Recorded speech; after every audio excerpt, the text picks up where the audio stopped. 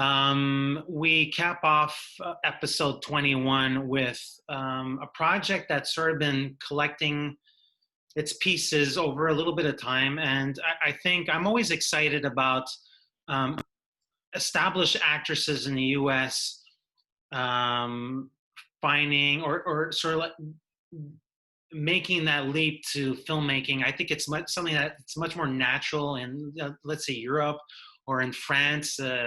I think every actress at some point within a very early stages of the career considers directing. But Maggie Gyllenhaal has been lassoed by The Lost Daughter, which is a hot novel by Elena Ferrante, and a project that probably speaks to the filmmaker now,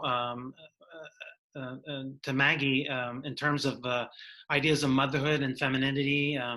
Those are things that are, I think, strike a chord with her in terms of the acting choices she makes. So this week was announced that I think one of the final pieces of the puzzle in terms of that mini ensemble, um, uh, Paul Mescal. I don't know if you've seen Normal People, but let's first look at this actor, what he brings to the portrait, look at the ensemble, and then look at the project and what this means for Gyllenhaal's debut. Sure. So there's three things that excite me about this film. One of them you brought up.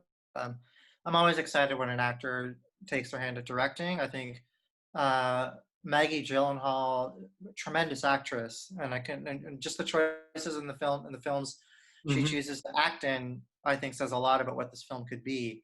She has great taste, and I don't know if you saw the short film she made for Netflix as part of their quarantine series, but it was very assured, a very interesting film. So I'm curious about a feature from her. So that's one element. The second is um, Elena Ferrante. I've read the Neapolitan novels that made her break out internationally So that's as a a tremendous trilogy, I believe, right? quartet. There's four Okay. books. Okay. They were adapted. They're now an HBO series that's being released, and the books are phenomenal. They truly do live up to the hype. Great novels. I haven't read this one that the film is based on, but I presume it's going to be as interesting and as rich as those books are, because the author really speaks to uh, women in particular, and in particular the challenges of being um, a woman, a mother, a sister, all of those things, and the relationships with men and power dynamics and sexual dynamics and all of those Mm-hmm. things. That's really wonderful. And Paul, and to circle back to Paul Mescal, I have not seen the Normal People series, but by all accounts, he's the runaway breakout star. He's actually, weirdly enough, in a recent video for the Rolling Stones. Um, but yeah, it seems like he is just ready to become a huge thing. So a lot of things, and we can get into it after, but the rest of the ensemble that he's joining is fairly impressive. Yeah, I'm a big fan of who's likely going to be the protagonist of the film. So, from what I understand, it's a portrait of somebody that's kind of like her grown daughters have sort of like left the nest. They're adult daughters, and she's a divorcee. And it's Olivia Colman who's going to be taking on the lead role. And so, I think from what I understand, is her vantage point is like she really appraises, as you mentioned, you talked about this trilogy of books or the quartet of books. And so it sounds as if the landscape becomes a sort of like, not that it's poeticized, but it allows a certain reprieve from life and allows for certain reflection.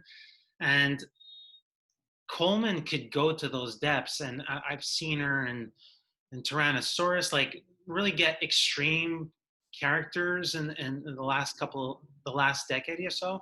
I think this one's much more one where there's a lot of speaking with little actions, and I don't think she'll need to have a lot of dialogue exchanges to sort of like share those degrees of a certain unsatisfactory um, level, I guess, of, you know, being at the midway juncture in your life or a little bit past that. So like I'm seeing that character as, I don't want to say awards buzzworthy, but something that's gonna mean a lot to a lot of people. And again, we can reference the author here, but I think in the hands of Gyllenhaal, it's gonna come across with a lot of thoughtfulness and intent. And the other characters that are part of this project are Jesse Buckley, there's Dakota Johnson, and Maggie Gyllenhaal's better half, and Peter Sarsgaard. So yeah, you have this new element. You have these established actors. I think Dakota Johnson always gets. She doesn't always get appreciated to the for for for even the roles where she does have an impact. Jessie Buckley is certainly, she's in the new Kaufman film.